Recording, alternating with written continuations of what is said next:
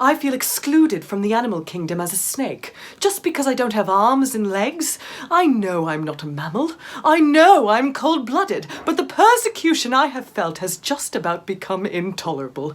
And it was particularly horrible. I was at an office party over the weekend, in honor of the giraffes, of course, and everybody was drinking, and I can't, because I'm on a mix of SSRIs, benzodiazepines, noradrenaline reuptake inhibitors, and lithium. All I could really do was suck on my vape pen. I'm a self-generating gossip queen. I'm a gossip machine. I heard she got involved in a Ponzi scheme. What do you mean?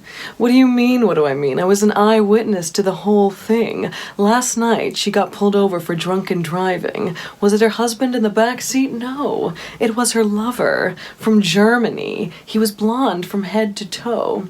He was visiting the country on diplomatic visa to investigate fraud at the local bank. And who do you think was a teller at the local bank? None other than the drunken driver.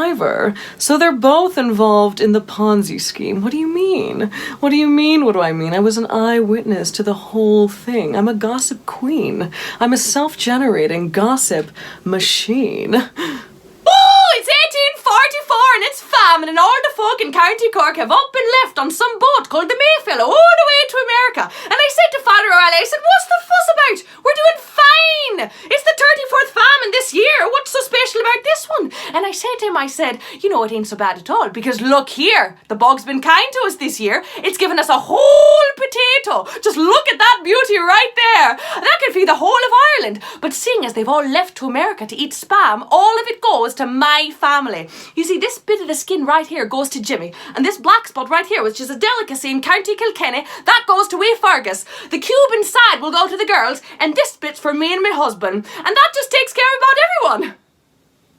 Except wee Ronan. Oh my God, I forgot about wee Ronan.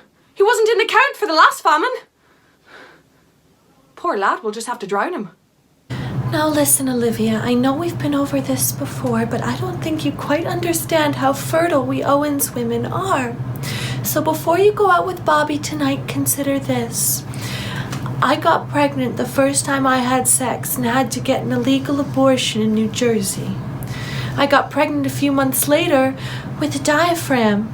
I got pregnant on the pill. I got pregnant no matter how hard I tried not to. 10 condoms over my face, I got pregnant. I had a guy ejaculate on my leg. He was impotent. He couldn't even get inside of me. He tried to stick his limp penis inside of me. He jerked off on my leg. It was the only time I had sex in 6 months on either side, and it wasn't even sex, and I was pregnant. Do you want to know how shocking that was to me? Do you know how difficult it is to be from Manchester and not be interested in football? Look at me! I'm as proud of Manc as the next bloke, and I hate Liverpool just as much as my mates. But what I don't understand is why it always has to be about football.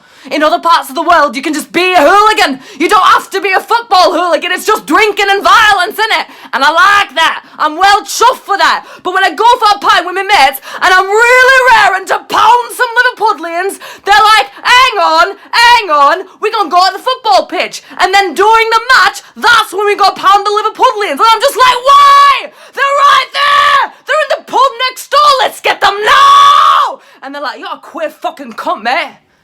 Marianne? Hi! This is Joyce from Blue Cross Blue Shield, returning your call from 3 years ago on a question about your current health insurance policy. Now, I don't want to be barking up the wrong tree here, but the ball is in your court. And a case in point is when at the drop of a hat you bit off more than you could chew and wound up going straight back to the drawing board. Now, I don't want to beat a dead horse, so instead, I'll play devil's advocate and say that when the shit hits the fan, you really don't want to give up your day job. So yes, drastic times do call for drastic measures. And now just take this with a grain of salt. She's just not playing with a full deck. So at the end of the day, your guess is as good as mine. But whatever you do, do not get caught between two stools, because in the heat of the moment, there's no telling where you're going to get more bang for your buck.